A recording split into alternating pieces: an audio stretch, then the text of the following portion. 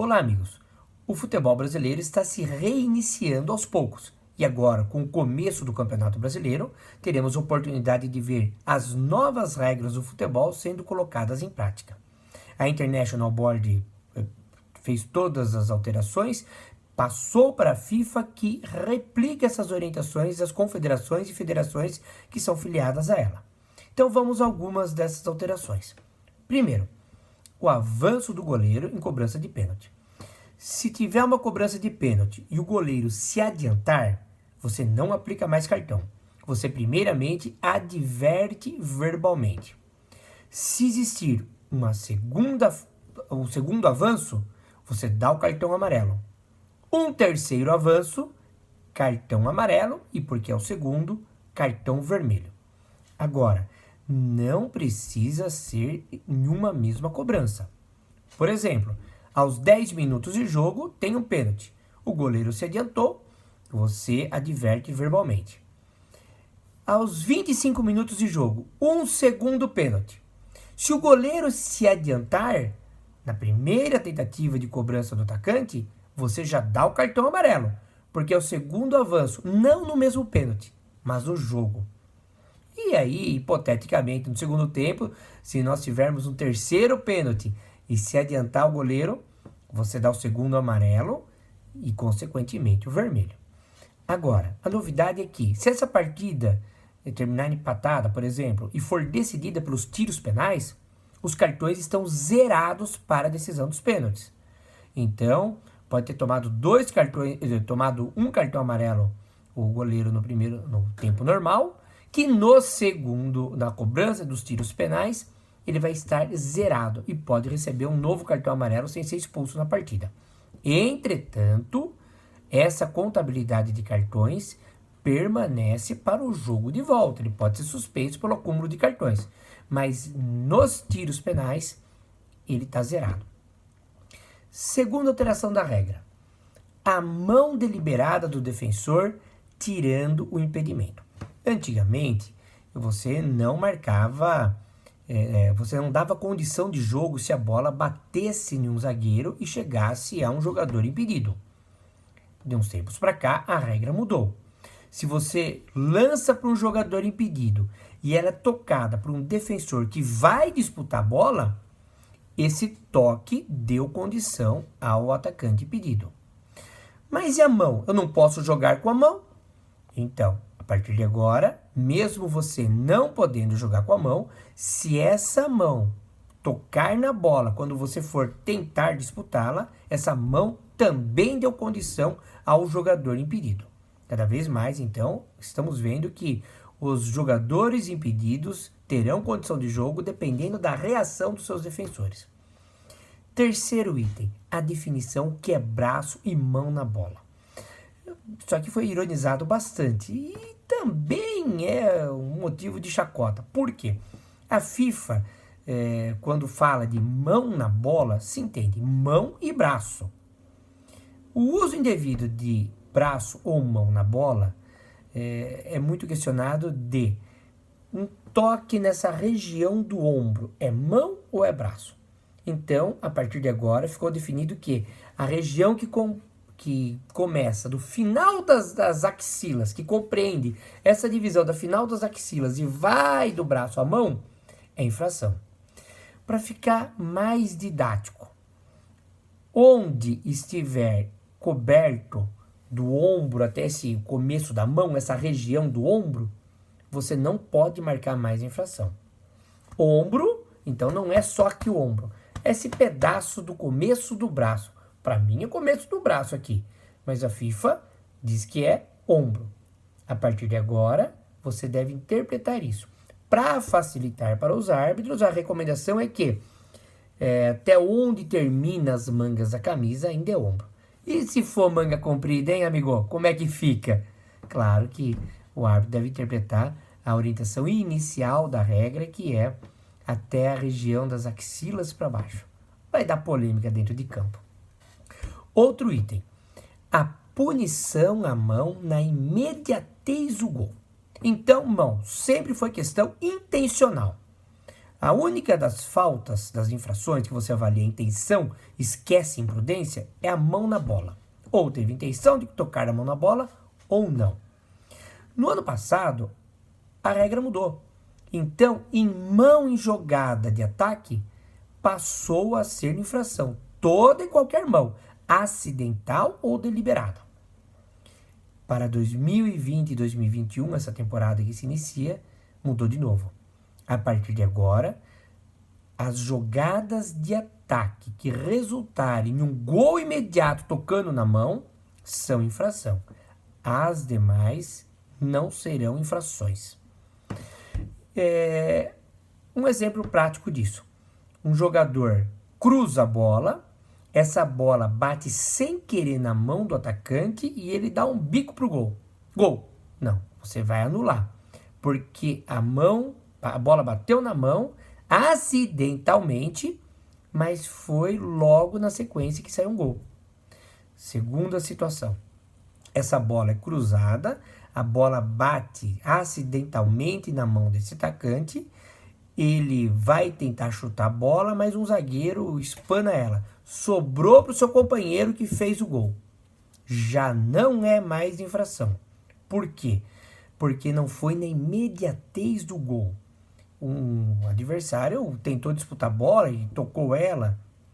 Isso também será polêmico. Mais uma modificação, a quinta. O toque de mão do goleiro depois do tiro de meta. Isso aqui foi mais para tirar uma dúvida de muita gente. Por quê? Porque agora a bola não precisa mais entrar no jogo depois que ela sai do tiro de meta, da grande área.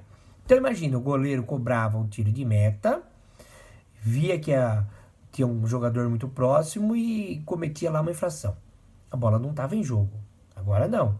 Se o goleiro cobrar o tiro de meta e tocar a mão na bola, é um tiro livre e indireto para a equipe que ataca. Ok? Sexta mudança. Advertência ao bola ao chão. Vocês devem ter percebido que o bola ao chão, que na verdade era a devolução de uma bola com duas equipes tentando disputar, agora mudou um pouquinho desde o ano passado, né? Agora você coloca o bola ao chão como retomada de posse de bola de uma equipe.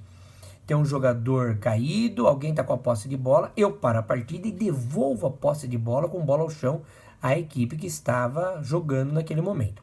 Então, os jogadores adversários devem ter 4 metros de distância.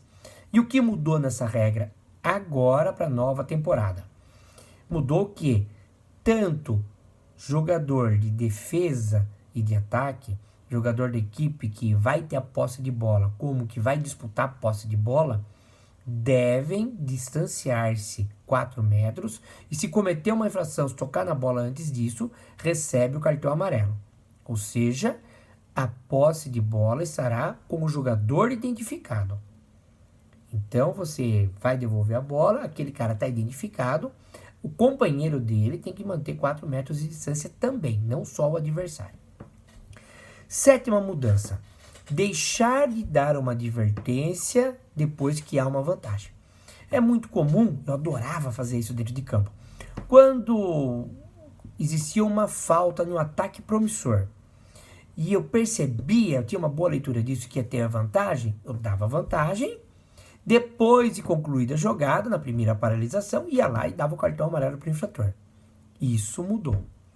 Se eu dou a vantagem e dessa vantagem nasce um ataque promissor, continua sendo um ataque promissor, então eu não vou dar o cartão amarelo ao jogador que cometeu a falta. Porque eu daria falta por ele ter interrompido um ataque promissor. A FIFA entende que, se existiu a vantagem e cobrou-se rápido, ainda existe esse ataque promissor. Você não aplica mais o amarelo. Exceto se for uma jogada, uma ação temerária, que a questão da virilidade exige a aplicação da advertência. Oitavo. O avanço do goleiro na cobrança de pênalti após um erro do atacante. Imagine vocês, o goleiro vai defender um tiro penal, a bola é chutada, ele vai 4 metros para frente e cai do lado direito. Só que essa bola foi chutada longe para o lado esquerdo, no alto. Não pode dar mais cartão amarelo para o goleiro, sendo um segundo avanço, e também não repete o tiro penal. Por quê? Porque se o goleiro tivesse defendido essa bola, você voltaria. Mas o avanço dele não teve interferência no erro grosseiro do atacante. Se esse goleiro, apesar de ter avançado, não foi preponderante, não teve uma ação relevante contra o atacante, você não vai voltar ao lance. Legal? 9. Isso aqui eu queria ver acontecer. Infração dupla na cobrança de um tiro penal.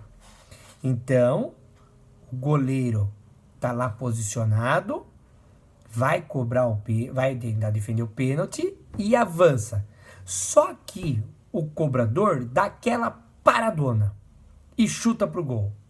Os dois estão cometendo uma infração, certo? O avanço do goleiro e a paradona, a paradinha irregular, entre aspas, do atacante. Os dois estão cometendo uma infração. O que o árbitro vai marcar? A infração do atacante. Você vai dar um tiro livre para a equipe do goleiro, que vai ser cobrado do ponto penal. Isso já existia. Se você desse uma paradona, você reiniciava o jogo com o tiro livre penal. O que mudou na regra é que, mesmo com o goleiro adiantando, ou seja, uma infração dupla, ainda assim o time que ataca é penalizado. Já imaginou isso em Itaquera, no Palestra Itália, no Morumbi, no Maracanã? O time da torcida da casa tem a favor a cobrança do pênalti, vai lá, o atacante correu, dá aquela paradona e você reinicia o jogo com um tiro contra ele que sofreu o pênalti. É a regra do jogo. Por fim, 10º item, a avaliação de agarrões. Você agarrar, segurar a camisa de um adversário não é infração. Isso tem que ficar bem claro. Só será infração se aquele agarrão teve importância na queda ou na paralisação da jogada. É muito comum, quando o jogador se sente agarrado, ele parar e pedir a falta. Não. Você tem que ter uma força para derrubar ele, atrapalhar ele, puxar ele. Se o árbitro entender que segurou a camisa ou agarrou o adversário e isso não impediria o avanço, a continuidade da jogada, ou seja, o atacante abdicou para cavar a falta, não deve marcar falta. Diante de tudo isso, fica a recomendação, né? Persistam nas jogadas, senhores atacantes.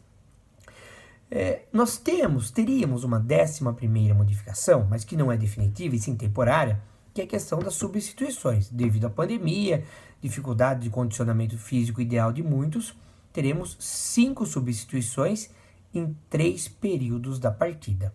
Você não conta o intervalo nesse período, então você pode trocar quantos quiser no intervalo. Então, a mesma situação de trocar em 3 momentos que a gente tem no campo, pode ser com 5 atletas, esquecendo o intervalo. A CBF passou algumas orientações para os árbitros, como, por exemplo, a questão da mão na bola. Verificar se há uma mão de bloqueio, uma mão de disputa quando você for avaliar o movimento antinatural. Será que aquela mão que está avançada não foi deixada propositalmente para que a bola batesse no braço e o jogador dá aquele miguezão? As mãos, quando você vai dar um carrinho e faz um apoio. É um apoio no chão, a bola bateu, não tinha o que fazer. Ou ele deixa a mão para que ela bata nele. Tudo isso deve ser avaliado pelo árbitro para marcar ou não uma infração. Sempre deve valer a intenção. Essa intenção objetiva e o que eu particularmente gosto de chamar de uma intenção subjetiva. Porque imprudência, correr risco, não pode ser catalogado como infração de mão na bola. Sou bem Caxias quanto ao texto e ao espírito da regra. A intenção que vale, a imprudência na mão, não. E às vezes, de forma equivocada, se usa essa palavrinha imprudência na mão da bola. Também a CBF orienta que nas comemorações de gols, os jogadores sejam prudentes. Você erguer a camisa sobre a cabeça, desconfigurar o uniforme, leva o cartão amarelo. Você correr na arquibancada ou trepar em um alambrado para comemorar um gol, é para cartão amarelo. Agora, existe uma situação diferente. Nos estádios vazios, você correr na arquibancada, está incitando a violência de alguém se não tem torcida? Não. Então você não deve dar o cartão amarelo, a não ser que você dê o cartão amarelo por retardamento do reinício do jogo. Ou seja, saiu, ficou um tempão demorando, ficou no campo adversário e demorou. É uma outra situação. Também a questão de mãos na disputa de bola. É comum, e é um vício muito feio, o jogador abrir os braços e isso pode atingir o rosto do seu adversário. O árbitro tem que ficar atento para aquela mão aberta que vai disputar a bola. Se ela bater no rosto e bateu porque ele foi com uma força excessiva ou de maneira temerária, é infração. Não é acidente de trabalho. Os jogadores devem ter cuidado quando pulam para tentar evitar esse tapa e às vezes até um soco na cara do adversário. É uma bandeira da FIFA, como disse Leonardo Gaciba no webinar que ele promoveu dias atrás. É uma bandeira da FIFA acabar com os tapas, socos, contatos de mão no rosto. A FIFA está preocupada com isso. Então, foi disputar a bola, bateu o braço no rosto, cuidado para não levar o amarelo. E em muitos casos, cartão vermelho. Por fim, algumas orientações sobre o VAR. Existe muita coisa ainda que se fala sobre o VAR e que está errado. Por exemplo, o VAR não pode trabalhar em lances de interpretação. Pode sim, desde que seja uma situação considerada absurda, que o árbitro não tenha visto e que exista uma imagem clara que contradiga a decisão do árbitro dentro de campo. Então, em lance de interpretação, nessa situação de exceção, pode. O VAR avalia gestuais, ele não avalia áudio. Por exemplo, se um jogador falou alguma palavrão, alguma coisa mais forte para o árbitro, cabe ao árbitro ali interpretar aquele dizer, aquele palavreado. Não ao VAR chamar ele porque, olha, falou um palavrão. E outras coisas que deve ter que tomar cuidado. São regras alteradas e orientações para a CBF. Bom campeonato para todos nós. Até mais.